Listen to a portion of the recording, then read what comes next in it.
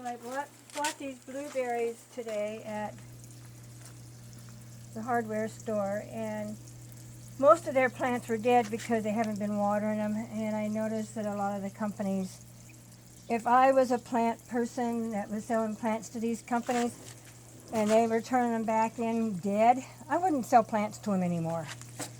I'd just tell them forget it. But anyway, we had a blueberry plant out by the raised garden, and it had struggled for 8 years, and finally it up and died. It just couldn't take the stress anymore, I guess. This soil here in Central Oregon is the worst. It's volcanic soil, so pretty much all of the nutrients and everything have probably been burnt out of it. Sage grows good here, junipers grow good here, that's about it. And you do have your wild gooseberries and your wild currants that grow here.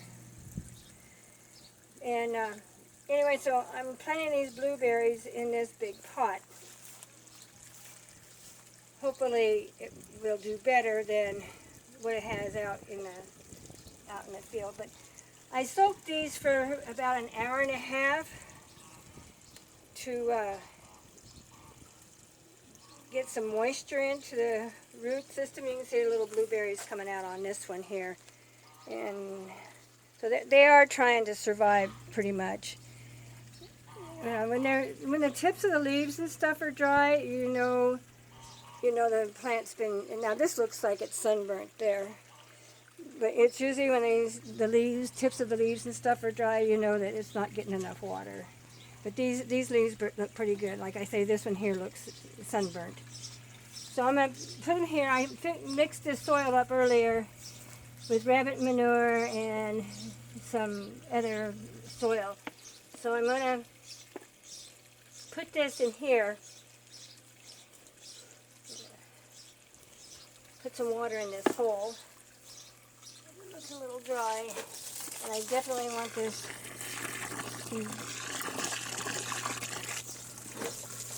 blueberries to have plenty of water. Water a couple of others around here too. I'm a water nut. I think everything needs more water than what it needs, but that's just the way I am.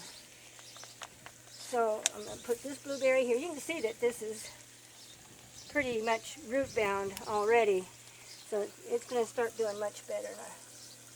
Put this in here, mix the soil up in here. This is rabbit manure, rabbit hair from the rabbits, because it's got, they are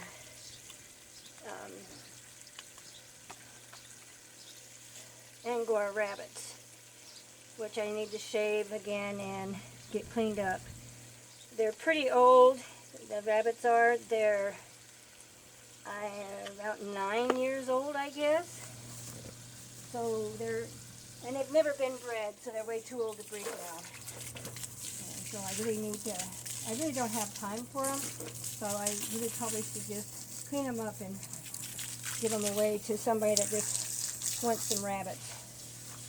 If I get other rabbits, there's going to be, like Dutch belts or your California rabbits or one of them kind. So you can see this one here is also root bound.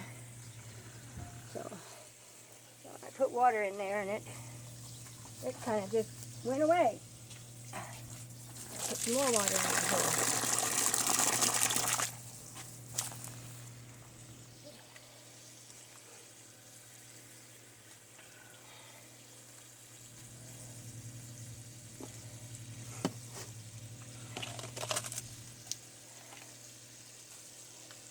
Take this out so I don't forget what's in here. I'm good at that. Real good at that.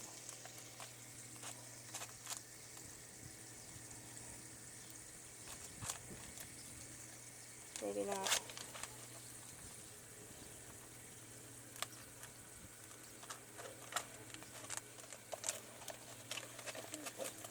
Let's don't do anything easy, let's just fight with it.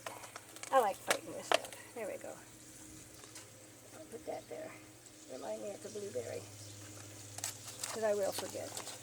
I'm good at that. So, whoops, last year, I love artichokes. I absolutely love artichokes. So last year I planted some artichokes. I believe I planted one. I had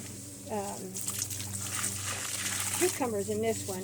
And I believe I had a artichoke in with Egyptian walking onions. And you can see how big they're getting.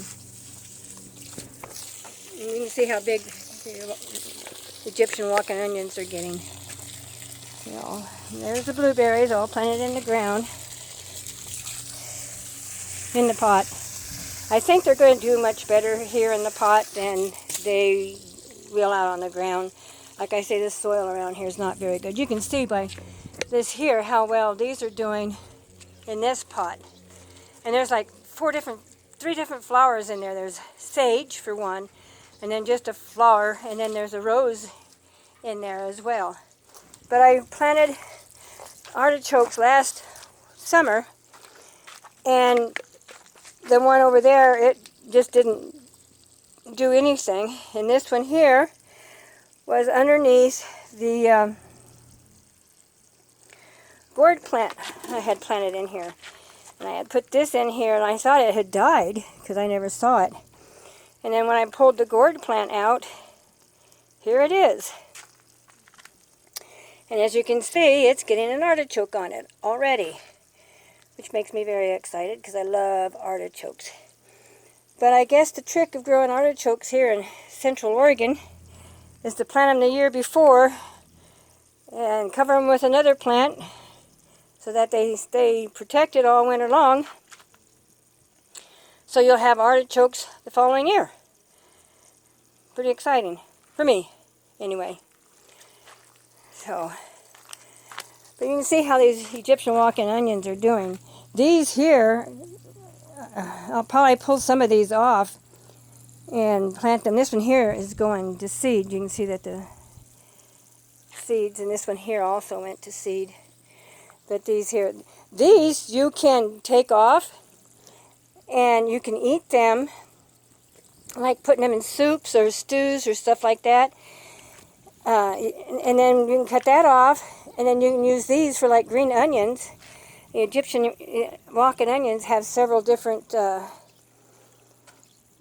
ways to use them. You know, there's the bulb in the bottom that you can use. See how big that and how it's kind of split up a little bit. I can't tell if you see that very good. But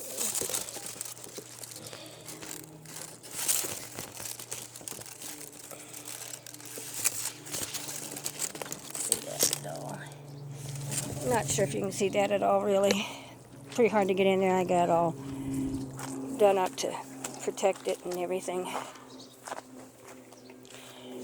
So, on my big spending spree while I was in town, I also got me some lilies.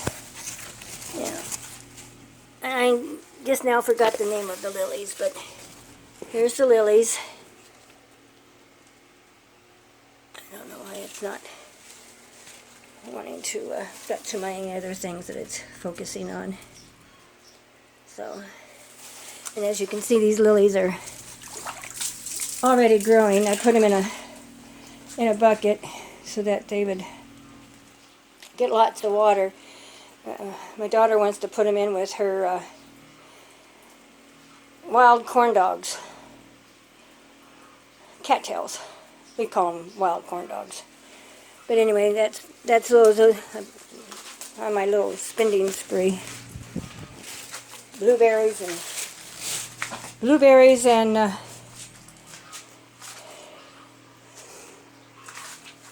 water lilies. So anyway, this blueberry does have some berries on it, if you can see them.